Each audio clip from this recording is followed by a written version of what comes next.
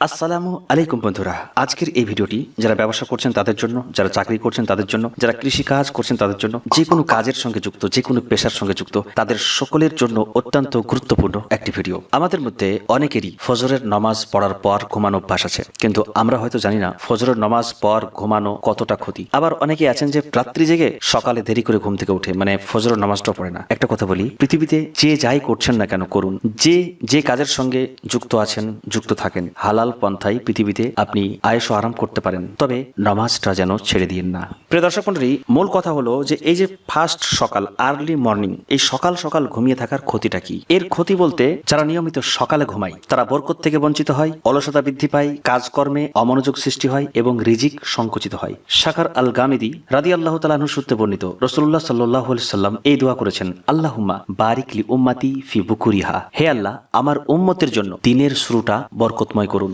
হাদিস দ্বারা বুঝলাম কি দিনের শুরুটা বরকতময়, কারণ নবীজি দোয়া করেছেন, আর নবী সাল্লাল্লাহু আলাইহি সাল্লামের দোয়া অবশ্যই আল্লাহর দরবারে গ্রহণযোগ্য। বর্ণনাকারী শাখার গামেদি তিনি বলছেন, এই জন্যই রাসূলুল্লাহ সাল্লাল্লাহু আলাইহি ওয়াসাল্লাম কোন যুদ্ধে অভিযান বাহিনী পাঠানোর সময় দিনের শুরুতে পাঠাতেন। আর শাখার গামেদি ছিলেন একজন ব্যবসায়ী। যারা ব্যবসায়ী ভিডিওটি দেখছেন একটু মনোযোগ দিয়ে শোনেন। শাখার গামেদি রাদিয়াল্লাহু তাআলা আনহু তিনি একজন ব্যবসায়ী ছিলেন। তিনিও তার ব্যবসার কার্যক্রম ভোরবেলা শুরু করতেন, এতে তার ব্যবসায় অনেক উন্নত হয় এবং এভাবে তিনি অনেক সম্পদের অধিকারী হয়েছিলেন। হাদিসটি আবু দাউদ এসেছে। এখানে একটা ভাবার বিষয় কি, যে প্রত্যেক ব্যবসায়ীকে একদম সকাল সকাল ব্যবসার কাজকর্ম শুরু করা উচিত। তিনি যেহেতু একজন ব্যবসায়ী ছিলেন, সেজন্য তিনি সকালে ব্যবসার এই কাজ করতেন, তিনি বরকত পেয়েছেন। আমাদের প্রাণপ্রিয় নবী সাল্লাল্লাহু আলাইহি সাল্লাম যুদ্ধে বাহিনী পাঠালে তিনি সকালে পাঠাতেন। আপনি কৃষি কাজ করছেন, সকাল সকাল যান। আপনি যে কোনো পেশায় যুক্ত, সকাল সকাল যান। এখন আপনার একটা কাজ আছে বা চাকরি আছে যেটা দিন 10টা 11টার দিকে শুরু হয়, তাহলে আপনি সকালবেলায় অন্য কোনো কাজ করুন, বাড়ির কাজ করুন, মানে সকালটা একটু কাজকর্মের মধ্যে কাটান। হযরত আব্দুল্লাহ ইবনে আব্বাস রাদিয়াল্লাহু তাআলা আনহু তার এক সন্তানকে ভোরবেলা ঘুমাতে দেখে বলেছিলেন,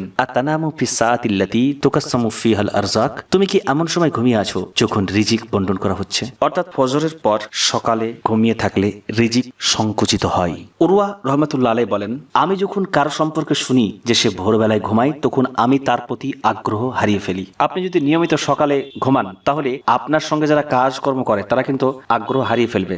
আপনার অলসতা, আপনার ঘুমিয়ে থাকা পার্টনারের জন্য অনেক ক্ষতিকর হতে পারে। সেজন্য অনেকেই এড়িয়ে যাবে, যারা বোঝে সকালে ঘুমানো ভালো নয়। ব্যবসা হোক, চাকরি হোক, পড়াশোনা হোক, কৃষি কাজ হোক, মানে কর্মজীবন হোক অথবা পড়াশোনার জীবন হোক, সবগুলোই চেষ্টা করতে হবে সকাল সকাল শুরু করা। রাত্রে তাড়াতাড়ি ঘুমিয়ে সকালে তাড়াতাড়ি উঠে প্রত্যেকের যা কাজ শুরু করতে হবে। শেষ কথা, সকালে ঘুমালে কি গুনাহ হবে? এমন প্রশ্ন হয়তো অনেকের মনে জাগতে পারে। এর উত্তর হলো, কোনো প্রকার গুনাহ হবে না। হাদিসে এরকম নেই গুনাহ হবে, বা কেউ বলেননি যে গুনাহ হবে। তবে সকালে ঘুমানো নাজায়েজ নয়, বরং মাকরুহ। আর মাকরুহ মানে অপছন্দনীয়। অপছন্দনীয় কেন?